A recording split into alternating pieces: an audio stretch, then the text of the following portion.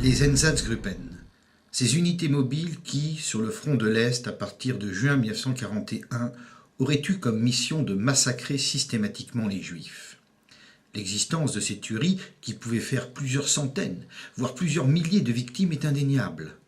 Mais avec d'autres, j'affirme qu'elles ne s'inscrivaient pas dans le cadre d'un massacre systématique des Juifs. Je sais qu'ici, certains me diront « Stop ! Peu nous importe que ces massacres aient été systématiques ou non. Il y en a eu, c'est tout ce qui compte, car ces horreurs auraient pu être évitées si Hitler n'avait pas déchaîné la guerre. » Finalement, tous les morts de ce conflit doivent être attribués au Führer, puisque c'est lui qui a tout provoqué avec sa politique impérialiste, l'invasion de la Pologne le 1er septembre 1939, puis celle de l'URSS en juin 1941. Hitler est donc le grand coupable et à travers lui le nationalisme impérialiste pétri de racisme, de xénophobie et d'antisémitisme. Point final. Cet argument, je l'ai entendu 1000 fois. La première partie de cette vidéo le réfutera et dira les raisons pour lesquelles Hitler pensait avoir été acculé à la guerre par les organisations juives. La deuxième partie sera plus particulièrement consacrée à l'action des Einsatzgruppen à l'Est, dans le contexte d'une guerre idéologique à la vie et à la mort.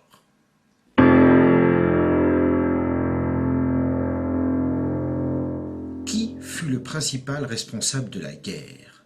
Cette question est capitale et j'en veux pour preuve ce passage du procès des Einsatzgruppen. L'accusé principal était Otto Ohlendorf. Il avait notamment commandé l'Einsatzgruppe D.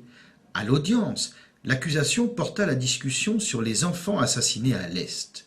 Le procureur lança au prévenu « Est-ce que vous êtes d'accord sur le fait qu'il n'y avait absolument aucun fondement rationnel à l'assassinat des enfants, sauf à invoquer un génocide et l'extermination de race ?» Ce à quoi Ohlendorf répondit « Je crois que c'est très simple à expliquer si l'on part du fait que cet ordre de mission des Einsatzgruppen ne concernait pas seulement la sécurité, mais aussi la sécurité permanente. Car les enfants grandiraient, et de façon certaine, en tant qu'enfants de parents qui avaient été tués, ils représenteraient un danger pas moins grand que celui de leurs parents. » On retrouvait ici un exemple caractéristique d'engrenage dans lequel vous entraîne une guerre idéologique à mort, une guerre sans règles de surcroît comme celle qui s'était déroulée à l'Est où la population civile avait pris part, directement ou non, au combat. Le message d'Ohlendorf était le suivant. Si nous avons massacré les enfants, ce n'était pas pour accomplir un génocide, mais parce que nous étions embarqués dans une guerre de partisans où, ayant dû tuer des hommes et des femmes que nous considérions comme dangereux, nous avons aussi parfois dû tuer leur progéniture. Ce rapport allemand en offre un bon exemple. Les Allemands ayant découvert qu'entre deux missions, les partisans, des hommes mais aussi des femmes, s'habillaient en civil et se mélangeaient aux villageois pour effectuer les travaux agricoles, ils avaient détruit les villages et fusillé la population. Ici, des femmes étaient directement impliquées dans la petite guerre. Elles attiraient les conducteurs dans leurs chambres en leur proposant leur corps, ce qui permettait à des complices de saboter les véhicules pendant ce temps-là. Là, des femmes et des filles agissaient avec les bandes de partisans comme infirmières ou courriers. Ces exemples pourront paraître anodins, mais n'oublions pas que cette guerre des partisans était très cruelle. Ce rapport allemand sur le combat antipartisan le démontre. L'auteur écrivait « Pour sa guérilla, l'ennemi emploie des combattants fanatiques formés à l'idéologie communiste qui ne reculent devant aucun acte de violence. Plus que jamais, c'est maintenant une question de vie et de mort. Cette lutte est sans rapport avec les méthodes chevaleresques ou les règlements de la Convention de Genève. » L'auteur poursuivait ainsi « Si cette guerre contre les bandes de l'Est et dans les Balkans n'est pas menée avec les méthodes les plus brutales, dans un proche avenir, les forces disponibles seront insuffisantes pour endiguer ce fléau. Pour cette mission, les troupes sont justifiées et tenues dans ce combat de recourir à toutes les mesures, même contre les femmes et les enfants, sans merci, tant qu'elles sont couronnées de succès. » Il est facile aujourd'hui de condamner les Allemands pour ces faits, mais c'est oublier ce qui les a provoqués. Otto Ohlendorf souligna d'ailleurs que, personnellement, il n'avait jamais vu d'enfants assassinés par les Einsatzgruppen. Le procureur lui rétorqua indigné « Dites-vous maintenant qu'ils n'ont pas tué les enfants ?» « Je n'ai pas dit cela, répondit l'accusé. Puis-je terminer ? J'ai assisté à 3 exécutions de masse sans voir d'enfants parmi les victimes, et je n'ai jamais vu un commandant rechercher les enfants. Mais j'ai vu beaucoup d'enfants tués dans cette guerre lors des attaques aériennes pour la sécurité des autres nations et les ordres commandés de bombarder, peu importe si de nombreux enfants devaient ou non être tués. Le procureur lui ayant demandé s'il évoquait les enfants allemands morts sous les bombes alliées, Ohlendorf répondit positivement, ce qui lui valut la réplique suivante. Est-ce que vous essayez d'établir une comparaison morale entre le pilote de bombardier qui largue des bombes en espérant que cela ne tuera pas des enfants et vous-même qui avez fusillé délibérément les enfants? Est-ce une comparaison moralement juste? Ohlendorf répondit.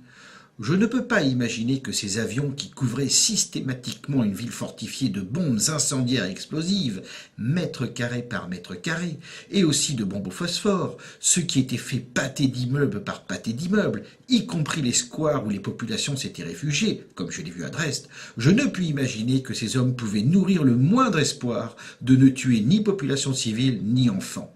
Puis, quand vous lisez les proclamations des dirigeants alliés à ce sujet, et nous sommes tout à fait disposés à les soumettre comme documents, vous lisez que ces meurtres ont été acceptés en connaissance de cause parce qu'on croyait que seule cette terreur déjà décrite pourrait démoraliser le peuple allemand et seuls ces coups pourraient avoir raison de la puissance militaire des Allemands.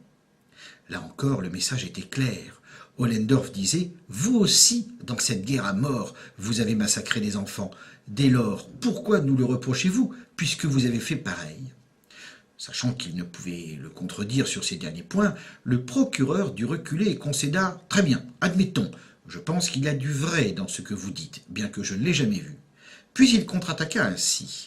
Vous apparaît-il que lorsque la Wehrmacht allemande pénétra en Pologne sans provocation, et quand vous avez envahi la Norvège, et quand vous avez envahi les Pays-Bas, et quand vous avez écrasé la France, et quand vous avez détruit Belgrade, la Yougoslavie, la Grèce, quand vous avez placé la Roumanie, la Bulgarie sous votre botte, puis tenté de détruire l'État russe, vous apparaît-il que les gens qui résistaient à votre tyrannie agissaient de manière plus conforme à la morale lorsqu'ils recoururent aux mêmes cruautés horribles dont vous aviez été les initiateurs, cela afin de détruire votre tyrannie? Répondez à cela, s'il vous plaît. Le procureur ressortait le sempiternel argument que l'on peut résumer ainsi. Même si ce n'est pas bien ce qu'on a fait, nous on est excusés de l'avoir commis, car c'est vous qui aviez commencé, et vos agissements nous ont conduits à vous répondre en usant des mêmes procédés. Ohlendorf répondit « Vous comprendrez que je porte sur ces événements de la guerre dont vous avez parlé un regard différent du vôtre. » L'accusé pénétrait donc sur le terrain des responsabilités premières.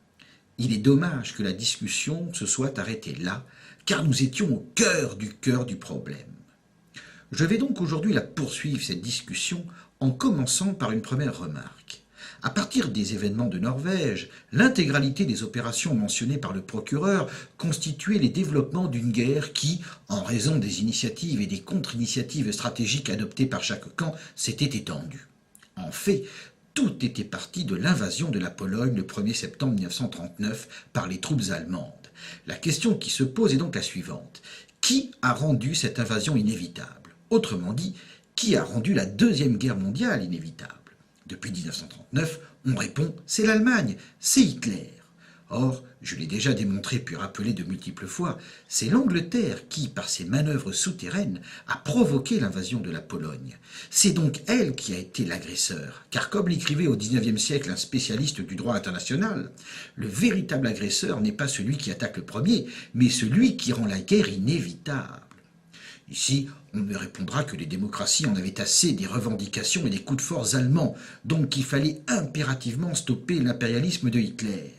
Je leur objecterai que dans cette affaire, le sentiment des démocraties n'a pas à être pris en compte. Les seules questions importantes sont les suivantes. Les revendications allemandes au sujet du couloir polonais et de la ville de Danzig étaient-elles légitimes? Quels furent les agissements de l'Angleterre au moment de la tentative de règlement du différend germano-polonais? Sans doute m'objectera-t-on qu'on ne peut pas juger la culpabilité des uns et des autres en se focalisant uniquement sur les événements de Pologne en septembre 1939. Le fait qu'au procès Ohlendorf, le procureur ait posé la question capitale des responsabilités en commençant par évoquer ce fait démontre le contraire. La responsabilité des uns et des autres se juge en étudiant objectivement le déroulement des événements survenus entre le 22 août et le 5 septembre 1939. Là-dessus, j'ai déjà répondu en démontrant l'effroyable culpabilité de l'Angleterre. Mais admettons, oui, élargissons le débat. L'invasion de la Pologne est la faute d'Hitler, dites-vous. Et de toute façon, les démocraties en avaient assez des coups de force hitlériens. Pour l'instant, admettons. Mais pourquoi y a-t-il eu Hitler? Et surtout, pourquoi y a-t-il eu un Hitler intransigeant en politique extérieure? La réponse à la première question s'impose.